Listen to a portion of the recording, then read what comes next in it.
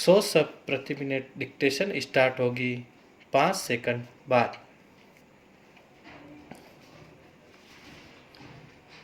Yes start. Venkataraman के आलोचकों को यह समझना चाहिए कि इतिहास को तो राजीव गांधी के कामकाज पर ही क्या, जवाहरलाल नेहरू और श्रीमती इंदिरा गांधी की कार्यशैली, उनकी नीतियों और देश पर पड़े उनके प्रभावों पर भी फैसला करना ही होगा।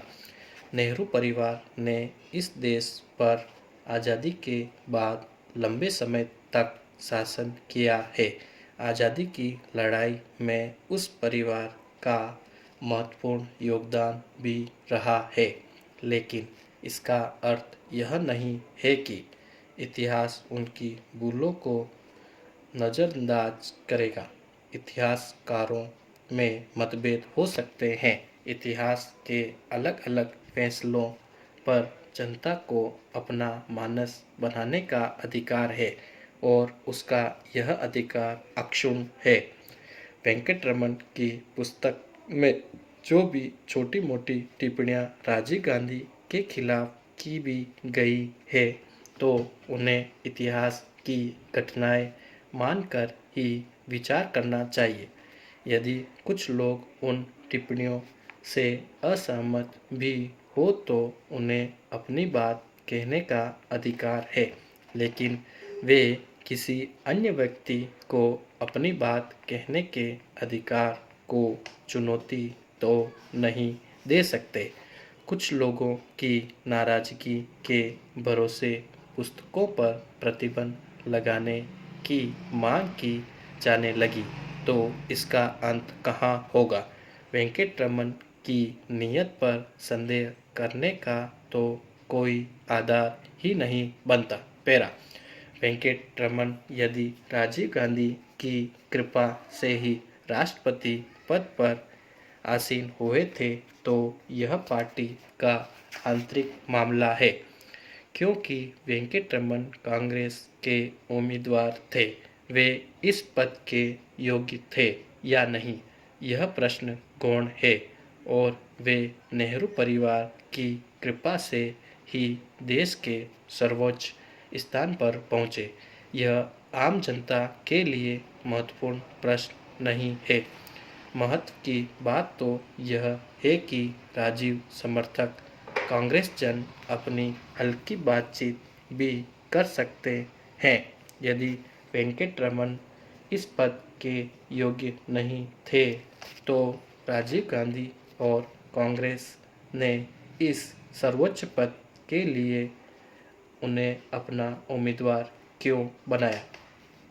कांग्रेस जन कुछ भी मानते रहे, ऐसी बात कहकर वे अपने स्वर्गीय नेता की प्रतिष्ठा को चार चांद तो नहीं ही लगा रहे हैं। किसी पूर्व राष्ट्रपति से, खास तौर से ऐसे व्यक्ति से जो कांग्रेस के आजीवन जुड़ा रहा हो, नेहरू परिवार के प्रति निष्ठावान हो, उसी व्यक्ति के संबंध में इतनी हल्की टिप्पणियां कांग्रेस जनों को शोभा नहीं देती। पैरा। वेंकटरमन ने कुछ ऐसे तथ्य अवश्य प्रकट किए हैं जिससे पार्टी की चारित्रिक कमजोरी ही प्रकट होती है। चंद्रशेखर के संबंध में वेंकटरमन की पुस्तक में जो कुछ लिखा गया है, वह बहुत नज़दीकी घटना है और इससे सामान्य कांग्रेस जन अनभिज्ञ नहीं है। कोई भी व्यक्ति राष्ट्रपति पद पर रहने के बाद यदि अपने संस्मरण लिखता है, तो ऐसे महत्वपूर्ण मुद्दों को नज़रअंदाज कैसे कर सकता है। कांग्रेस के कतिपय राजीव समर्थक लोगों ने जैसी हल्की टिप्पणियां की है, पुस्तक पर प्रतिबंध लगाने की मांग की है, नज़दीकी इतिहास को नज़रअंदाज करने का प्रयास किया है, उससे पार्टी हास्यास्पद स्थिति में ही आ गई है। पार्टी के शीर्ष नेताओं का मौन भी पार्टी की प्रतिष्ठा बढ़ाने वाला नहीं हो सकता। विमत के खिलाफ ऐसी असहिष्णुता, अभिव्यक्ति की स्वतंत्रता पर पाबंदी की मांग किसी भी लोकतांत्रिक राजनीतिक संगठन के लिए शोभाजनक नहीं हो सकती। पेरा डॉक्टर मनमोहन सिंह ने हाल ही दूरदर्शन पर प्रसारित एक भेंटवार्ता में यह दावा किया कि उन्होंने वित्त मंत्री बनने के बाद व्यवस्था की खामियों को दूर करने की दिशा में पहल की। जब जब उन्हें कुछ खामियां का पता चला, उन्होंने उन्हें ठीक करने की दिशा में कदम उठाए और उन्हीं की वजह से देश आर्थिक और वित्तीय कठिनाइयों को पार कर सका है। भुगतान संबंधी कठिनाइयां दूर की गई, उदार आर्थिक नीतियों को सफल बनाया गया। जो कुछ सफलताएं उन्होंने गिनाई है वे कितनी इतनी भी नहीं है कि हजारों करोड़ रुपए के घोटाले को जनता भूल सके। व्यवस्था सुधार और सरकारी कामकाज पर निगाह रखने के लिए ही राजनीतिज्ञों को सत्ता सौंपी जाती है। यह उनका काम था जिसे उन्हें करना ही था, लेकिन इसका तात्पर्य यह भी नहीं है कि संसद और आम जनता उनके काम पर निगाह ही नहीं रखे। पेरा वित्त मंत्री ने व्यवस्था जन खामियों पर ध्यान आकर्षित करने के लिए संयुक्त संसदीय समिति की सराहना अवश्य की है, लेकिन कार्यवाही रिपोर्ट में आपत्तिजनक शब्दों का प्रयोग करके उन्होंने समिति के कामकाज पर अपनी खींच भी जाहिर की है।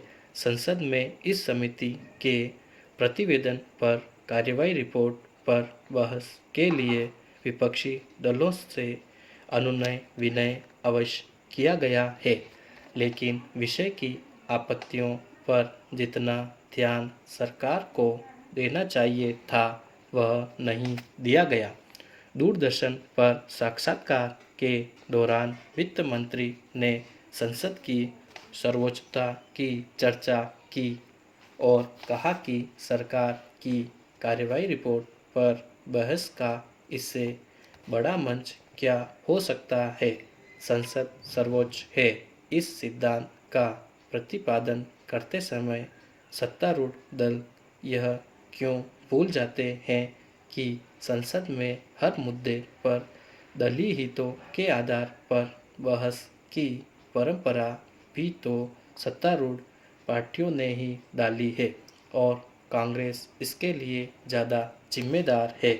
ऐसे गंभीर मुद्दों पर जिनका संबंध देश की सामाजिक राजनीतिक व्यवस्था से हो, व्हिप जारी करने का अर्थ ही यह है कि सरकार फैसला पार्टी के हित में ही करना चाहती है।